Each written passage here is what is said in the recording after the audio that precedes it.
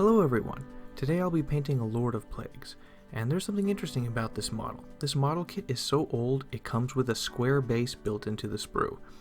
Now I can't really use that, however, what I am going to do is I'm going to apply the square base onto the top of the round base, and then I'm just going to putty around it and I'm going to make it a part of the model.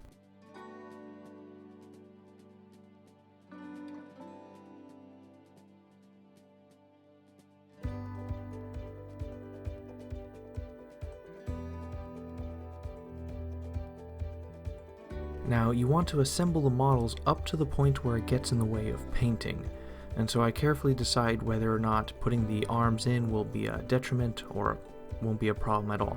I decided to go with it because I want all the colors to smooth and blend in because it's flesh. If it was like armor plates or something else, it'd be fine to keep it separate. Now using Liquitex modeling putty, I'm going to use this to fill in the space between the square base and the circle base.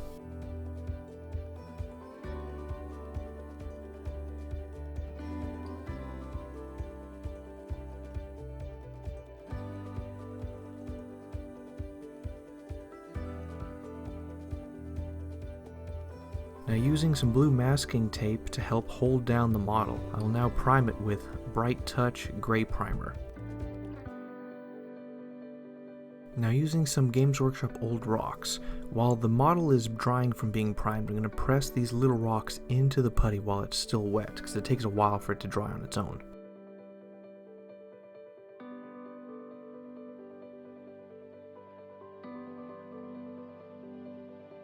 After 2 priming sessions, one on front and one on back, the model is completely ready. Now moving on back to the base, we're going to take some of the putty and we're going to directly paint it on to completely smooth it out, because there's still some parts of the side of the square base that show, so we want to get rid of that.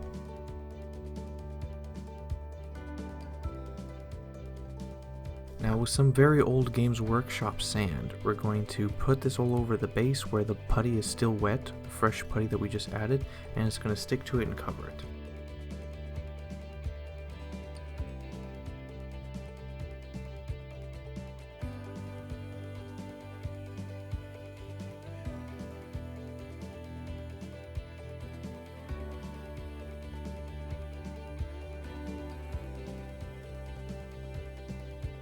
Now with some violet ink, we're going to begin our first coating of paint.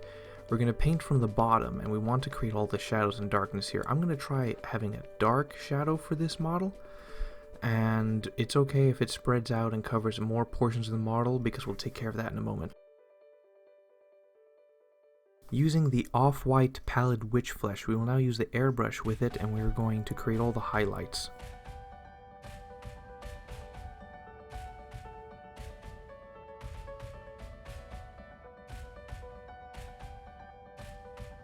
Using a pure white, like White Scar white, we're going to dry brush the model up and down strokes, occasionally across depending on sections of the model, but we're going to do this and it's going to bring out all the details. It's going to be brightened.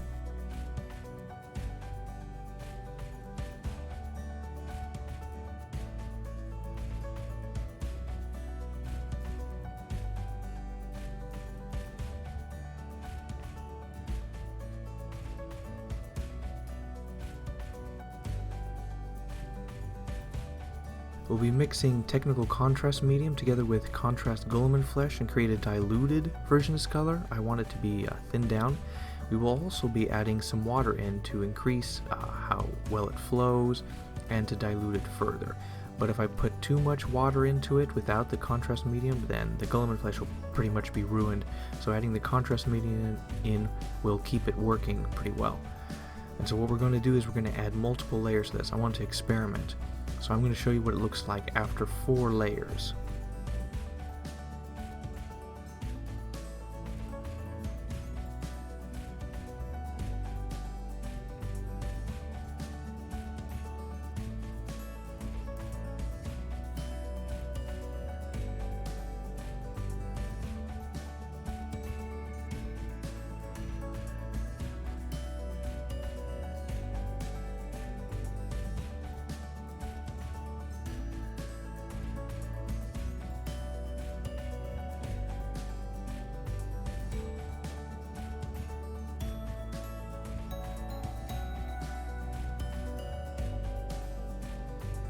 Well, after 4 coats of this, it has a nice pink, and you can see all the detail and shadows and everything. However, the purple overpowers it too much. I should have used a different base paint, but we'll fix that. Now, using Liquitex glazing medium and Cadian flesh tone, we're going to mix these two together and with water to get it flowing nice. We're going to use this, and we're going to place this again all over the skin and to try to cover up the purple. Now eventually what I'm going to do is I'm going to do multiple layers, not on the pink flesh, but on the very dark purple areas, so it isn't too much of a contrast. So this is going to be applied in multiple layers until the purple is kind of gone.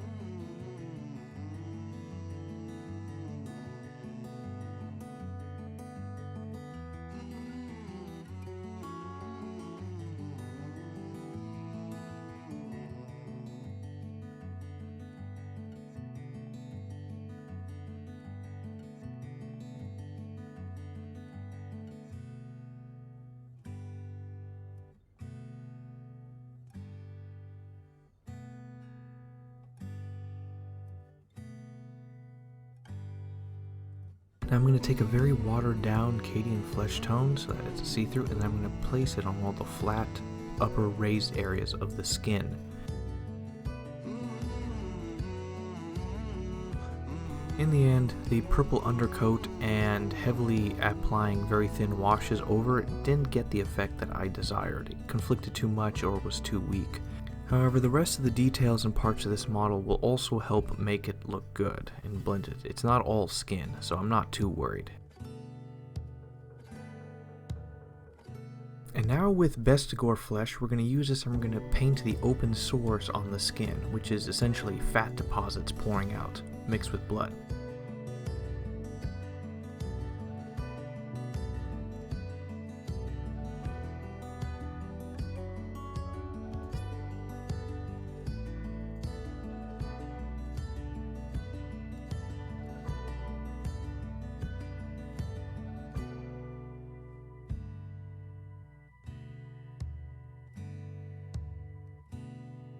Now using technical contrast medium and contrast Magos purple, we're going to do a technique that I just learned from Duncan.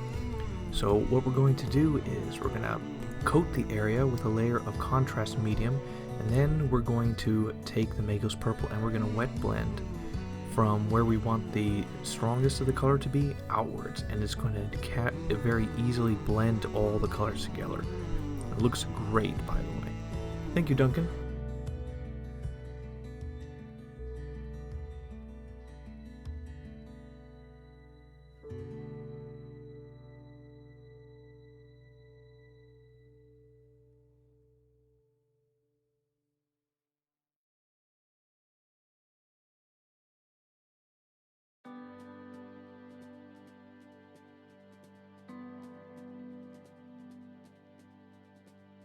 And now we're going to use Fugan Orange Wash. Now what we're going to do with this is we're going to apply it directly into the open sores, the fat deposits and such. We want to make it look like the blood is mixed in with the fat.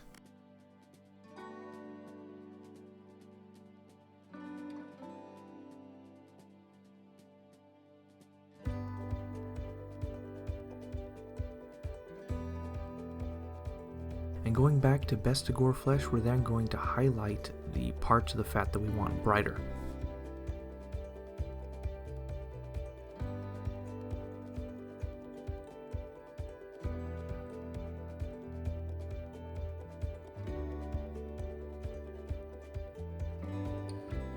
And now using Mournfang Brown, we're going to do all the leather parts, the leather straps on the model.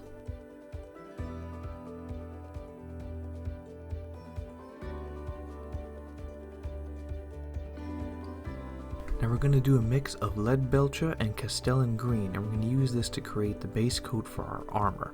We're going to mix it together till we get a nice greenish metal color.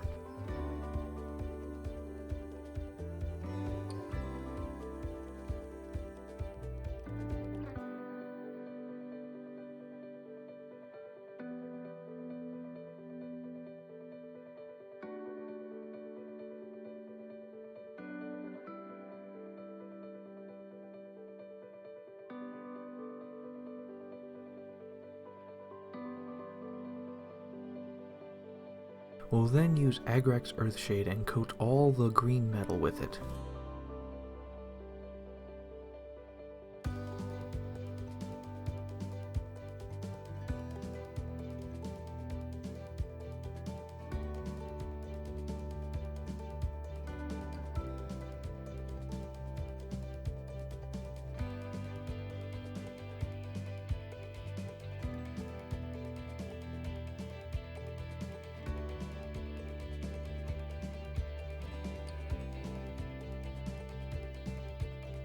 Now going back to lead belcher, I'm going to coat all the chainmail and the giant axe head in lead belcher.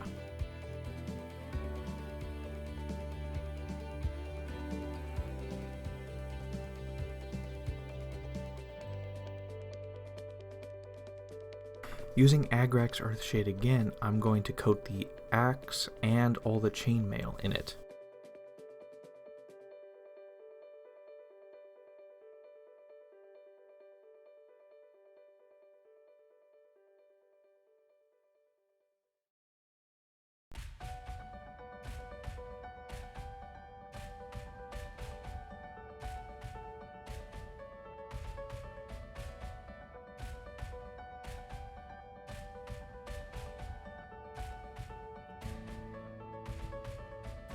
Using the metallic iron breaker, I'm going to dry brush the axe and all the armor with it.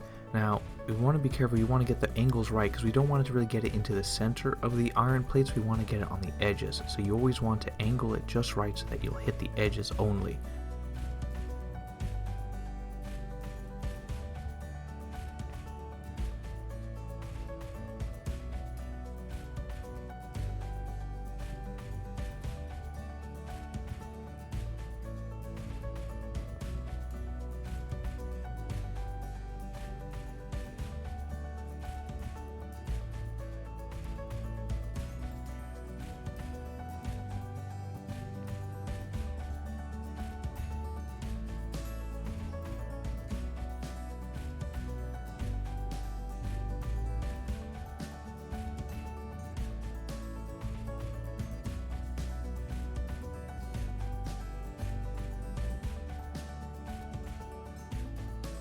I then use Mournfang Brown to coat the loincloths on the front and back, and then once it dries, what I'm going to do is I'm going to go get some Agrax Earthshade and I'm going to apply it all over the loincloths, and I'm also going to apply it on the haft of the axe to get it all in there.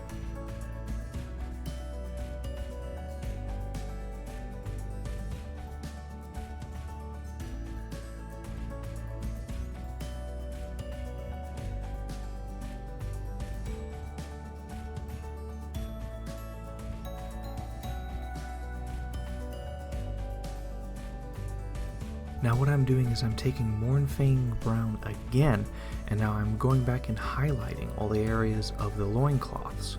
And what I'm going to do is I'm going to rewash it again with Agrax Earthshade to darken it even further. And then I will do another set of highlights on the cloth. This was an old way of creating a lot of good depth and shadow and highlights with just like one or two colors.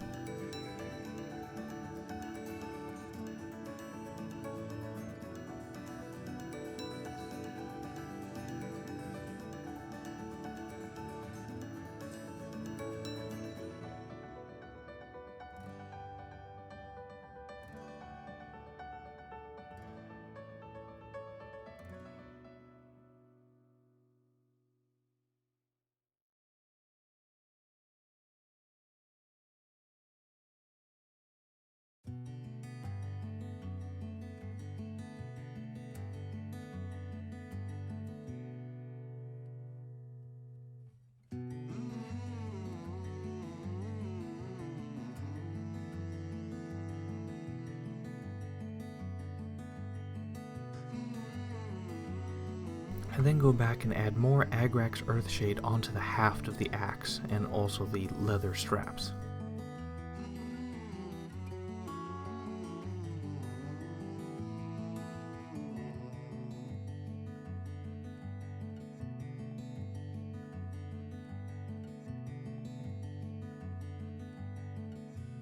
Now using Caliban Green, we're going to use this as a base coat for this green slime ooze coming out of the stomach, which will be Nurgle's Rot, but we're going to use this as a base coat first. And now going back to Bestigor flesh, we will now paint these tiny little boils that appear on the skin and flesh.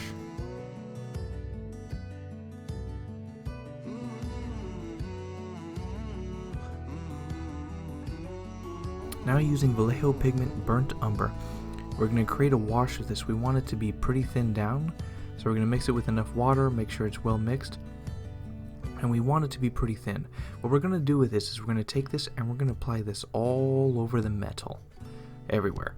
We want to get it all over the metal. We want it thin because we don't want to overdo it. We can always add a second or third coats if needed, but this is to give it a rusty look.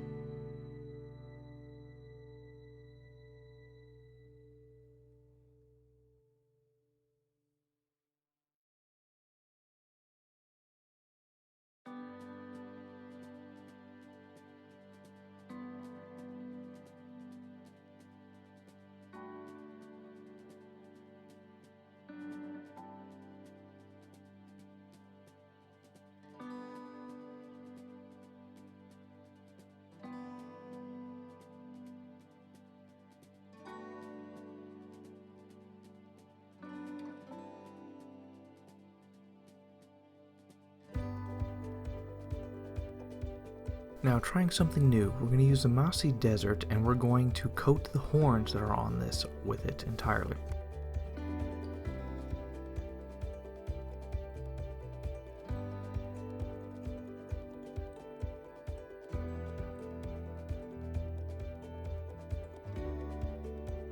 Now we're going to do a big varnish. We're going to use AK Interactive Ultra Matte Varnish and we're going to airbrush it on until it pools on the model. That's kind of how I know it has a thick enough coat. This will also seal up the pigment powder so it doesn't blow away.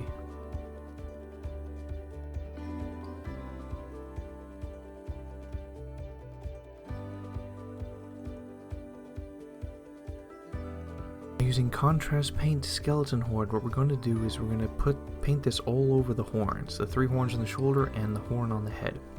And then what we're going to do is we're going to do 2 subsequent layers of this on the horns, one at 1/3 of the way up and the last one at 2/3 of the way up, or on the horn on the head side on the way down. We want to try to build from light on the bottom to dark up top.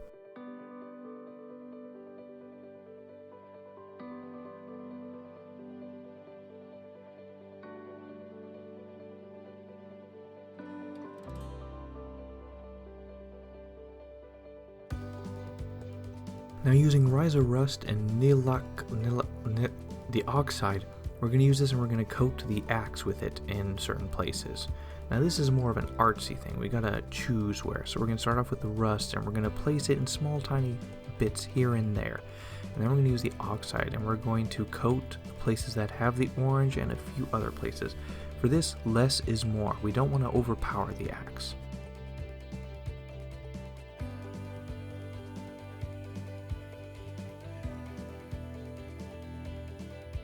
We will then take our Iron Breaker metallic paint again, and what we're going to do is we're going to put it on the edge of the blade. We want a shiny edge there for the, well, the scratches in the metal it's made.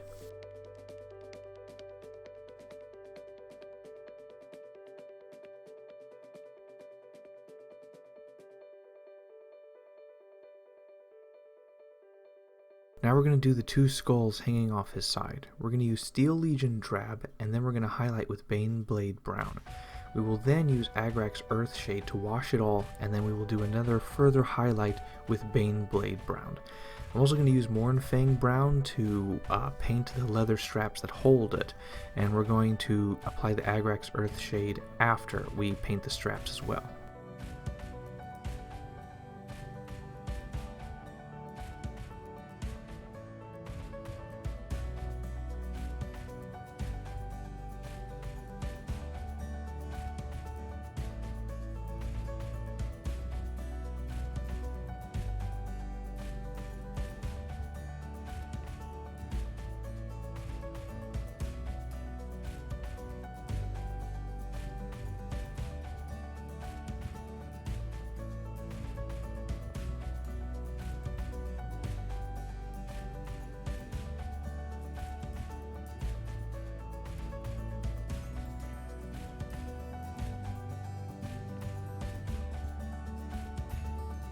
Now using Mournfang Brown, we use it to paint the very tips of the horns. We want a very dark tipped horn. Going back again to the metal paint Iron Breaker, I'm going to highlight further on the axe and then the armor. I'm going to highlight the edges of the axe, not just the blade, but I'm also going to go onto the armor and I'm going to highlight the raised edges of it, and I'm also going to put little highlights onto the holes and battle damage or armor on there.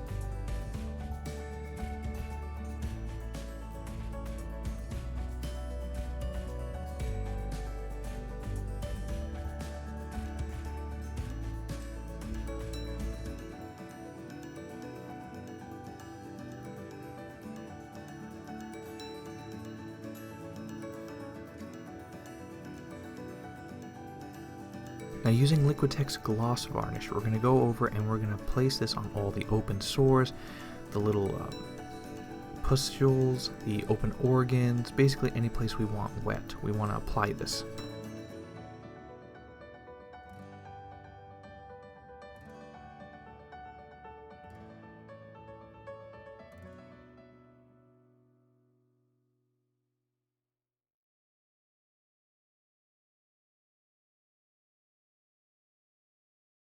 Now using Nurgle's Rot, we're going to go over and we're going to apply this all over that bright green, Caliban green goop thingy, or hanging out of his stomach.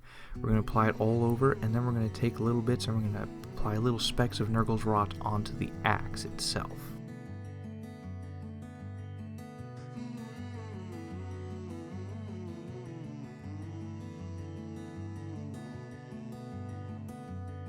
Moving on to our base, we now have it completely primed. Now we're going to go and take Balor Brown and place it all over the dirt in areas. We're going to leave the rocks and stone that is on the square base. We're not going to touch that. We're just going to leave that with the primer color. That's good enough. Now we're going to take some of this fake moss and we're going to tear it up into smaller, more manageable pieces. What we're then going to do is we're going to take this super glue and we're going to place it on sections, like basically wide open sections with no detail on the base, and we're going to apply the glue there, and then we're going to press the moss there, and we're going to press it further with a toothpick and such to make sure it's adhered very well. And we're going to continue this as much as we want.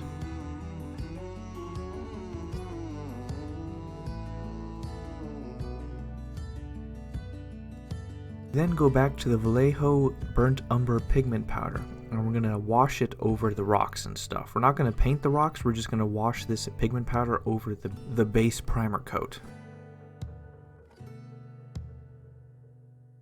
Now with Vallejo Pigment's Natural Umber, we're going to apply this to water, and then we're going to spread it over all the bright yellow places and on the plants themselves. Now using Liquitex Matte Varnish, we're going to use this to seal in all the pigment powder and save the base. We will also be using a hair dryer to rapidly dry it so that there will be these little air bubbles and stuff, and it has a nice shine to it. One thing I don't like about all of Liquitex's varnishes is that they're all glossy, even the matte. But it works in this case, and I already spent 25 bucks buying this, so it makes for a good wet base.